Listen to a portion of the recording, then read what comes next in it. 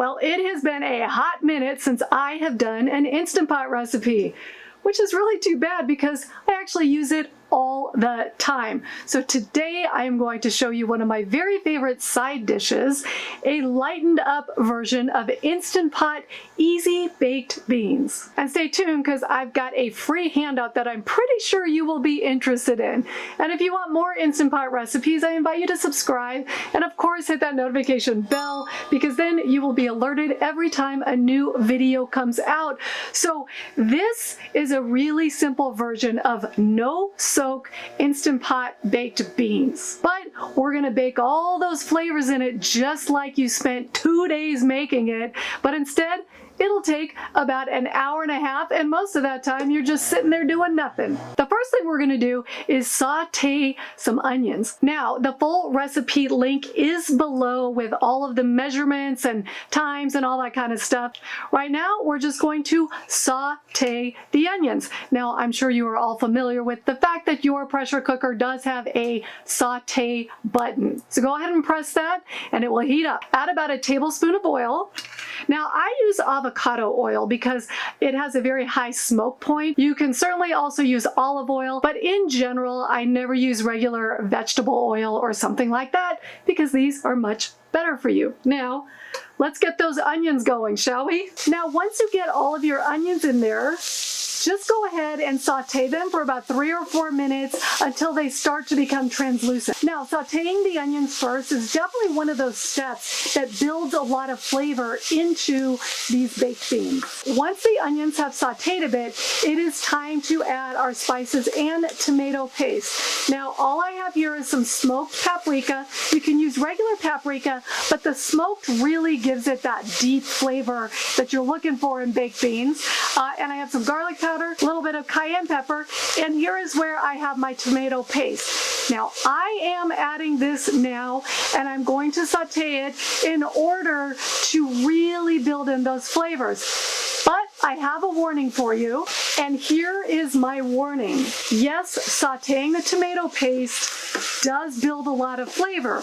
However, there is a little bit of a risk of it getting too stuck to the pan, and I'm going to help you get through that step in just a minute. For now, I'm sauteing it. Okay, so here's what happens when you saute tomato paste. It can coat the very bottom of this pot. When that happens, you run the risk of then getting the burn notification on your Instant Pot because it cannot steam properly. Now, here's the secret to avoid that. The next step is to add the broth. Now, I use vegetable broth. You can use chicken broth. You can also use water, but it won't have quite that depth of flavor. Now, the first thing you need to do is deglaze that pan, and I am not kidding you. Add about a 1/4 cup of the liquid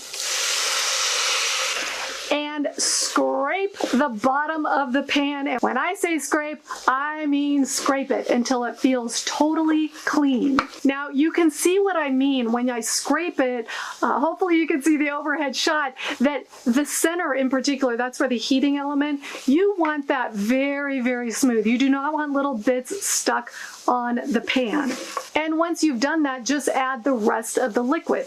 Now stir everything well, and again, if you've done the deglazing properly, you will not have any problems sauteing that tomato paste. However, if you don't bother to do that, I don't want a bunch of comments down below saying, oh no, it burned. So please do it properly.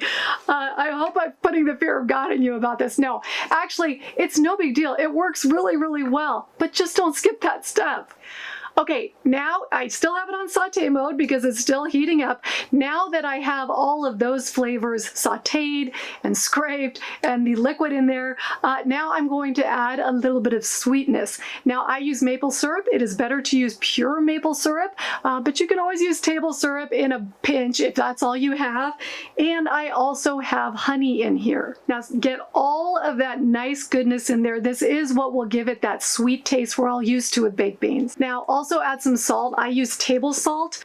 About a teaspoon is what I start with, but you probably are going to want to add more at the end. And of course, fresh cracked pepper. And I use about a 1/2 teaspoon. All right, give the bottom of the pot another scrape just to make sure it's all good. And now add beans. Now I use a pound of white navy beans.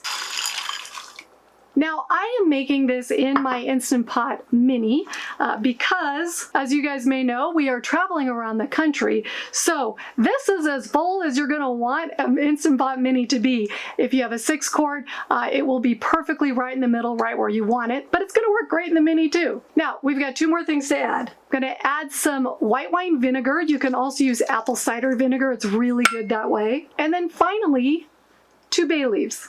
Give it all a good stir.